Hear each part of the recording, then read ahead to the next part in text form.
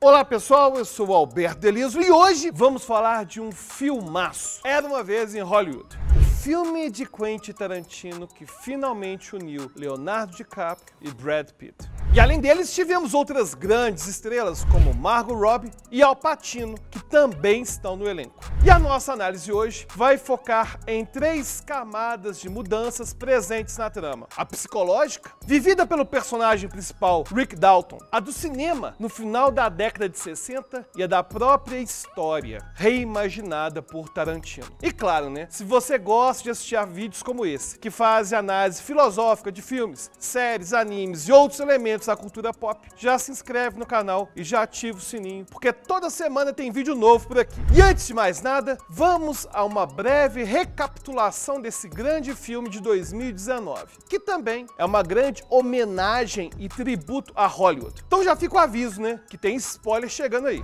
Rick Dalton é um ator que vê sua carreira em declínio conforme a realidade de Hollywood muda. Tendo sido um ator bem sucedido durante a década de 50, onde ele atuava na série Bounty Law, ele agora faz papéis bem menores como convidado em outras produções. Enquanto isso, Booth, seu melhor amigo, ajudante e dublê, o leva para todos os lugares, pois Rick perdeu a sua habilitação e Booth tem dificuldade para encontrar serviços, pois suspeitam que ele tenha matado a própria esposa. Quando a atriz Sharon Tate e seu marido Roman Polanski se mudam para a casa ao lado, Rick vê nisso a oportunidade de recomeçar sua carreira, mas as coisas não são tão simples assim. Vivendo altos e baixos, ele faz o papel de vilão em um filme que, mesmo depois de momentos de angústia e tensão, o garante uma brilhante atuação. Enquanto isso, Booth dá carona a uma garota hippie até o rancho Spa, que dá início a uma sequência absolutamente genial. Tendo conhecido o local e também seu dono, Booth desconfia de como as coisas estão. Aí as tensões vão aumentando cada vez mais até que Booth vai embora. Ele até dá umas pancadas num dos hippies lá, mas quem conhece Tarantino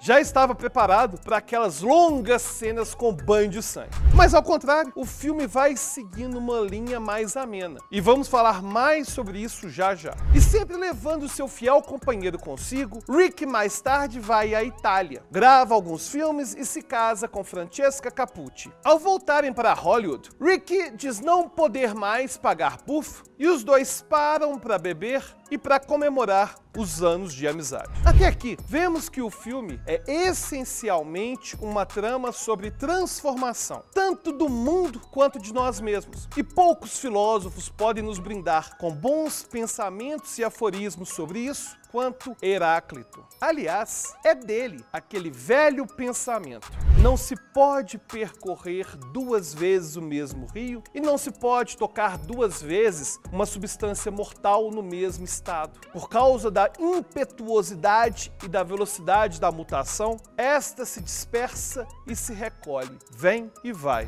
Sua filosofia, como podemos ver, se baseia na ideia de que tudo flui. Nunca nada é o mesmo, mesmo que não vejamos. A cada vez que respiramos, a cada vez que piscamos, somos seres diferentes. É dele também a famosa frase: a única coisa que é constante é a mudança. Heráclito nasceu em aproximadamente 540 a.C., sendo, portanto, um pré-socrático. Constantemente isolado da sociedade, ele era tido por muitos como um homem arrogante. Viveu por muitos anos em bosques, tendo voltado à cidade apenas para tratar de uma doença. Sua abordagem à mudança, à transformação, não se limitava a dizer que tudo simplesmente mudava. Para ele, as coisas se alternavam em opostos. Assim, somos forçados a imaginar sempre um cenário mais amplo. O que normalmente pensamos como coisas distintas são apenas 2 faces da mesma moeda. O que é úmido torna-se seco. O que é seco torna-se úmido. A vida e a natureza para Heráclito são guerras de opostos. A vida em guerra com a morte, a fama em guerra com o anonimato, o sucesso em guerra com o fracasso. Para ele, até mesmo o cosmos segue esse preceito. Ele dizia que o universo ora se incendeia e ora se apaga. O que, bom, não é uma descrição tão ruim assim do universo, né? Ainda mais para um cara que viveu há mais de 2500 muitos anos. E em Era Uma Vez em Hollywood, Tarantino não aborda as mudanças da vida e do mundo de maneira a julgá-las como melhores ou piores. Elas são, assim como para Heráclito, uma coisa só. Aliás, a sutileza com a qual Tarantino entrega o seu trabalho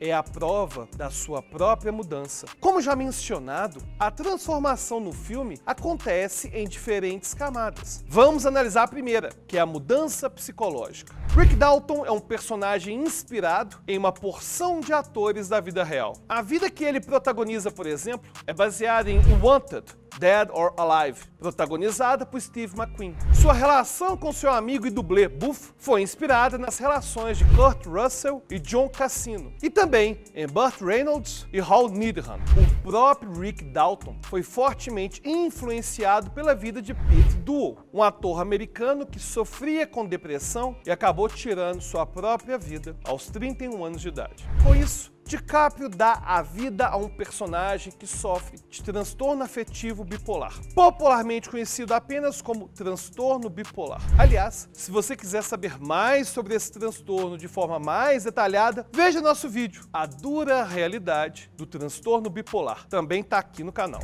E de maneira geral, não vamos reconhecê-lo como um transtorno simplesmente alinhado à mudança de humor, porque todo mundo passa por isso. O transtorno afetivo bipolar caracteriza-se por estados que podem durar dias ou semanas e se alternam de maneira cíclica. É comum, portanto, que uma pessoa nesse transtorno fique 2 semanas em um estado profundamente depressivo e depois vá a um estado de mania, caracterizado por alta energia, disposição e autoestima. E a fase maníaca pode fazer os indivíduos tomarem decisões absolutamente precipitadas, o que mais tarde os leva ao novo estado depressivo e assim sucessivamente. E a falta de diagnóstico de tal quadro leva muitas pessoas a se automedicarem através de álcool e outras drogas. E é exatamente o que acontece com o Rick. Não consegue nem lembrar a porra da fala. Ficou sentado lá que nem um babuíno. 8 copos de whisky sour. Podia parar no 3, no 4, mais 8. As mudanças de Rick conversam com nossas próprias mudanças. Como podemos nos superar? Ainda para Heráclito, devemos nos inspirar nas crianças, pois o tempo é um jogo que as crianças jogam de forma bela. E é justamente uma criança, Trude Fraser, que ajuda Rick a encontrar a sua redenção. Eu não te machuquei, Marabela. Machuquei com o empurrão? Não, tá tudo bem. Eu tô de cotoveleira.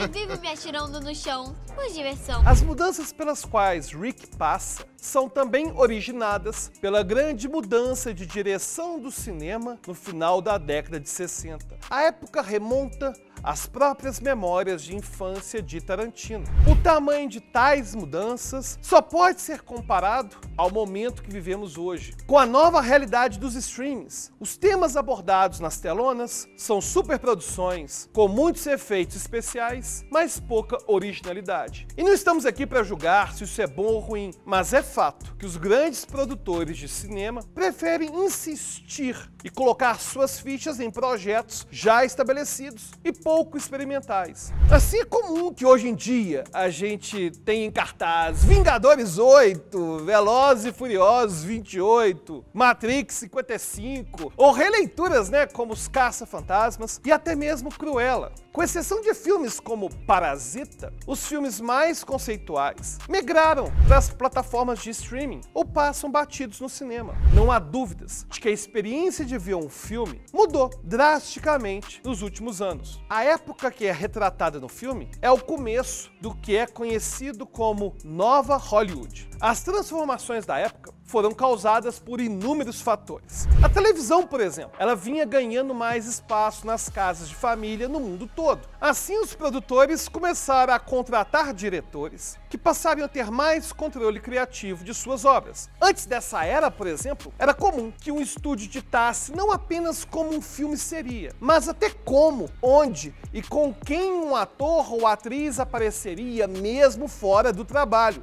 Um exemplo disso foi Marilyn Monroe, que travou uma grande luta para conseguir maior liberdade com a Fox. E com essa nova era em Hollywood, os cinemas foram tomados por tramas muito mais arriscadas, como Bonnie e Clyde, que recebeu uma quantidade imensa de críticas negativas, mas afinal fez grande sucesso com o público, que agora tinha valores absolutamente diferentes. A chamada contracultura, representada fortemente pelos hippies, estava em alta, e uma trama com grande violência e humor ácido agradou muito mais do que os velhos estúdios esperavam. Conhecer Sharon Tate e Roman Polanski para Rick Dalton era, portanto, garantir um ingresso nessa nova Hollywood. Afinal de contas, Polanski havia lançado com muito sucesso o hoje clássico O Bebê de Rosemary, em 1968. E falando em Sharon Tate e Roman Polanski, chegamos finalmente à terceira camada de mudança que é trabalhada no filme, a da própria história. O número de referências no filme é infinito, até mesmo aos outros filmes do Tarantino. E assim como em Bastardos Inglórios, ele mais uma vez mistura realidade e fantasia, como se reescrevesse a história em busca de justiça. Além de Sharon Tate e o Polanski, temos alguns outros personagens reais no filme, como Jay Sebring, o Bruce Lee, que gravava a série Besouro Verde, Steve McQueen e muitos outros. O Rancho Spa e toda aquela comunidade hippie também foi real, claro que foi. O rancho que realmente pertencia a Spa virou abrigo da família Manson.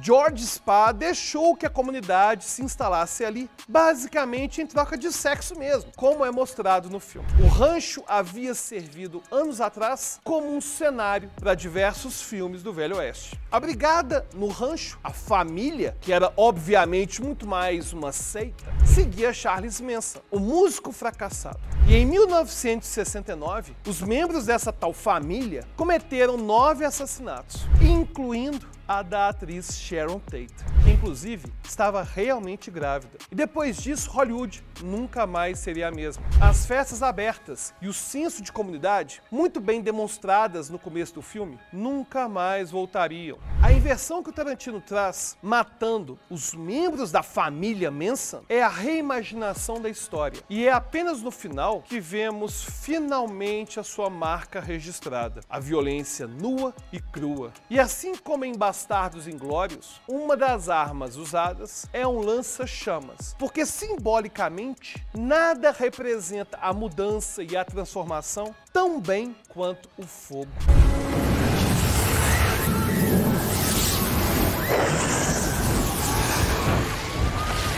E aí? O que você achou dessa análise sobre Era Uma Vez em Hollywood? Já tinha visto esse filmaço? Tem alguma sugestão aqui pro canal? Deixa seu comentário com a sua sugestão e lembre-se, se você gostou de assistir esse vídeo e quer assistir a mais vídeos como esse, já se inscreve no canal e já ativa o sininho, porque toda semana tem vídeo novo por aqui. E até a próxima!